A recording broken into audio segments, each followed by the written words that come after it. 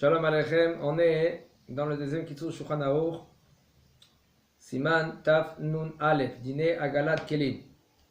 Alors, il nous dit le Rav, Kelim shemishtamshim b'hem bechametz asur l'ishtamesh b'hem bepesach, מבלי שיכשירם, משעת איסור אכילת חמץ בערב פסח אסור להשתמש בהם בלי הכשר, וכפי תשמישו של הכלי, כך הכשרו, וכמו שיתבהר להלן. Alors il nous dit le Rav, un keli que on utilise pendant l'année avec le hametz, c'est assour de le manger, d'utiliser ce keli là. Okay. Il faut savoir, le Rav va nous expliquer quoi faire. Il faut savoir que si maintenant il y a un ustensile, que cet ustensile là maintenant on utilisait le hametz avec, alors on est censé de ne pas utiliser avec cet ustensile Pessah. Okay. Ou il faut avoir un ustensile qui est neuf, ou il faut l'archir auto de le rendre kasher. Le Rav va nous expliquer comment on rend kasher les ustensiles. Bechol keli olchim acharov tashmisho l'inyan echsherato le Pesach sheim ishtamshu. Oui. Par rapport à la halakha qu'on vient de dire, il est écrit qu'à partir du moment qu'il y a un issur achilat chametz be'erev Pesach, alors asur l'ishtamesh be'oto keli. משמע מזה אם השתמשתי קודם, זה מותר, אפילו שעשיתי אוכל לליל הסדר. Je ne sais pas, toi tu essaies de dire quelque chose. Non, Oui, j'essaie de dire quelque je chose. sais, mais toi qu'est-ce que tu essaies de dire? Par exemple, tu fais un diouk de cela. Il faut savoir, il ne faut pas faire des dioukim dans les acharonim. Qu'est-ce qu'il dit le Rav? Ne fais pas des dioukim. Si c'est écrit clair, alors c'est la halacha. Si c'est pas écrit clair, je vais t'expliquer de quoi je te dis. Ne fais pas Venir. Je parle de ça. D'accord. Mais il faut comprendre une chose. Jamais on ne fait pas un diouk. Un diouk, ça veut dire on déduit. On déduit. Jamais on déduit des acharonim. Par exemple, même du Yakut Yosef, des acharonim, on ne fait pas des dioukim. Maral Shulchan Aruch, c'était que 500 ans en arrière, tu peux faire un diouk.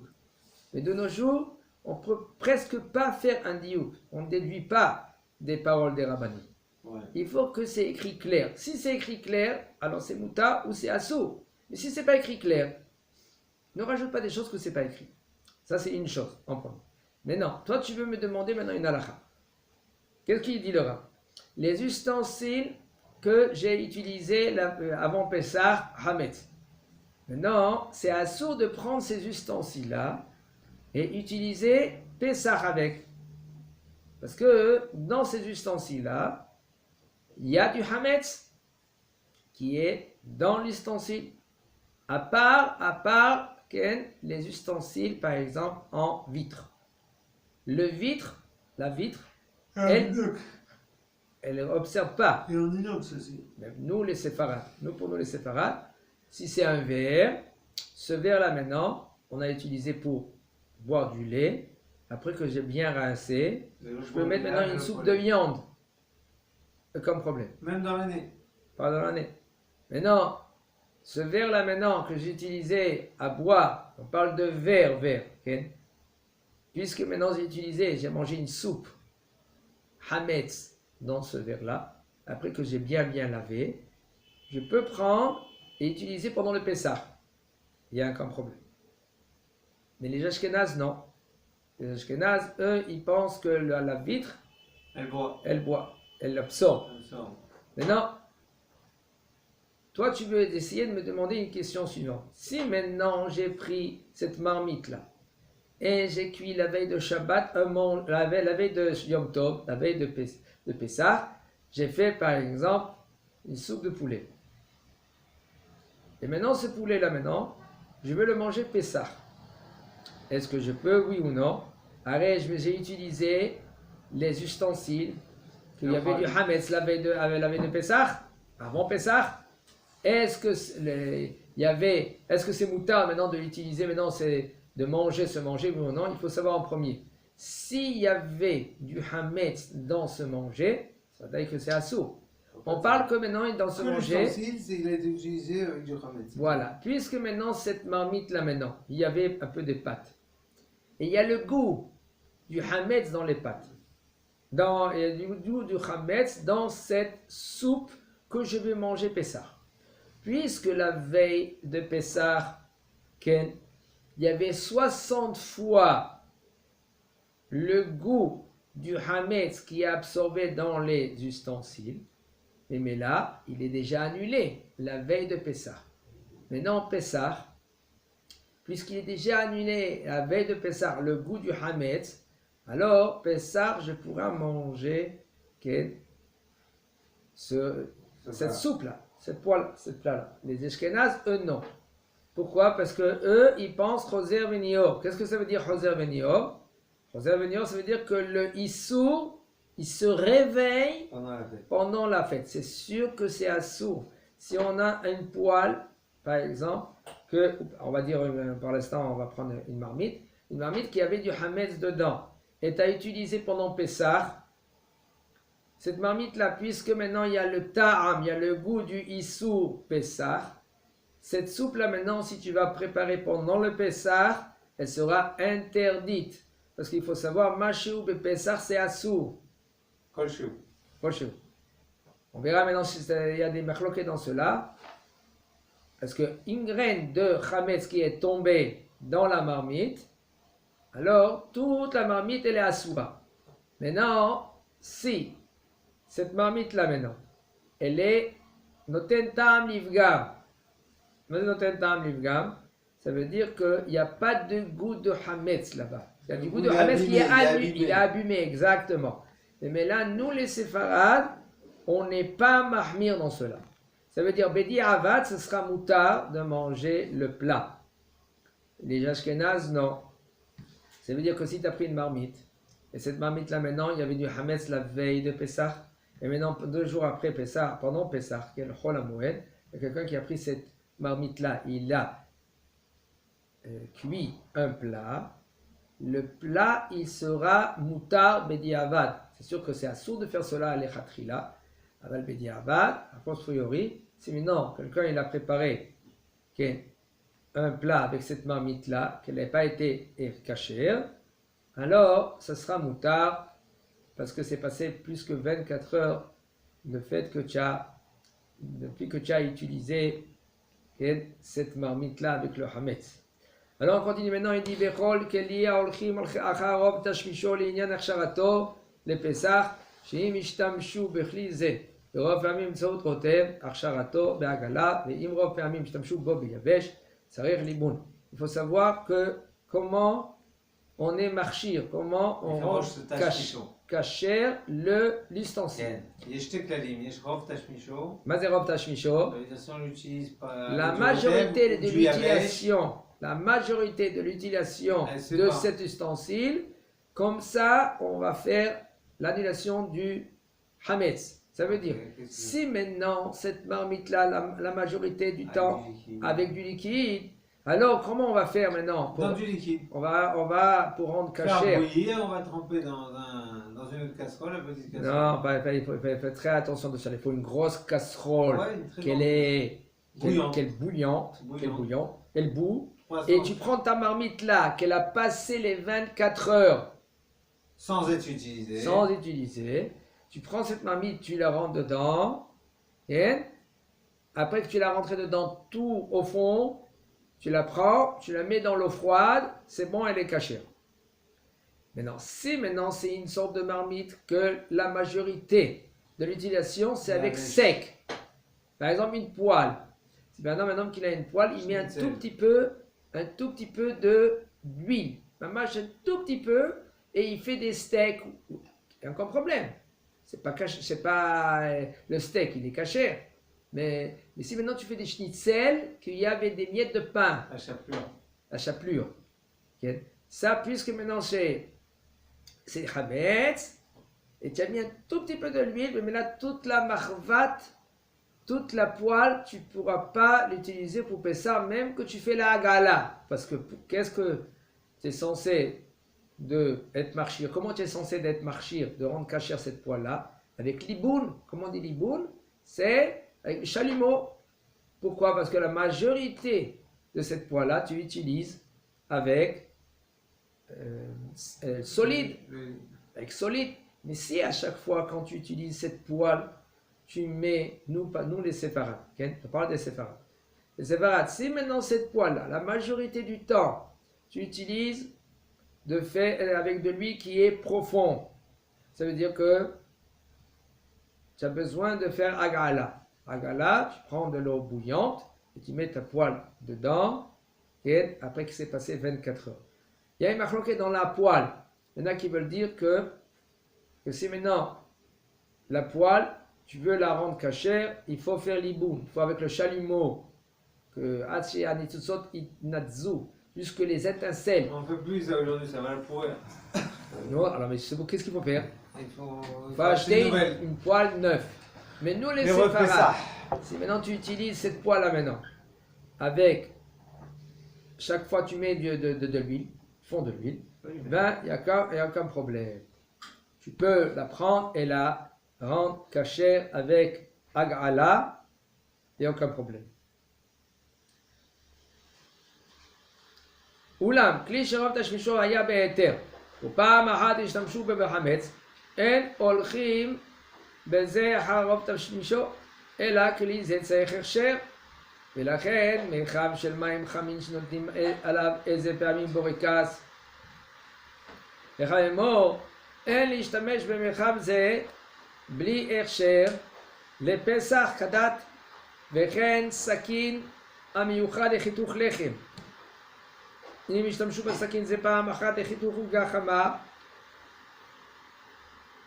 או הכניסו את הסכין לחמין שיש בו חיטה, או שחתכו איזה פעם שניצל חם שתגנו עם הקמח, או פיצה חמה וכדומה,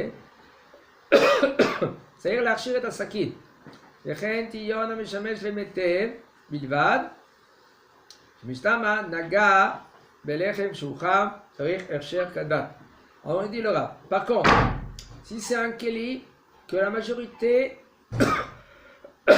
excusez-moi, il était be'eter. Be'eter, ça veut dire qu'il était permis, avec des choses qui s'étaient permis. Par exemple, c'est ou avec de l'eau. On verra, il va nous dire le rab. Ou par exemple, tu fais une soupe, etc. Et rien qu'une fois, tu as utilisé le hametz. Alors on n'y va pas selon Rov Tashmicho, la majorité de l'utilisation de ce keli-là. Et là, ce keli-là, il a besoin d'être caché. Comment? On va nous expliquer comment. Par exemple, mecham. Mecham, ça veut dire une bouillarde. Cette bouillarde-là maintenant, puisque maintenant la majorité, c'est avec de l'eau. Tu prends maintenant cette bouillarde Shabbat et tu l'utilises pour faire un thé, un café. Et tout cela, il n'y a aucun problème, c'est cachère, c'est de l'eau. Et par contre, des fois, ou même une fois, tu as mis sur cette bouillarde là maintenant, tu as mis un borékas. Toute cette bouillarde là maintenant, tu n'as pas le droit de l'utiliser pendant Pessah, seulement si tu le rends cachère. C'est difficile de rendre cachère cette bouillarde là, de la tremper dans l'eau bouillante. Ça, c'est très difficile. C'est pour cela, c'est conseillé déjà dès le départ de ne pas mettre un borékas ou un morceau de pain sous cette bouillarde-là, ou sinon tu prends Pessah, une autre bouillarde qui est cachée à la Pessah.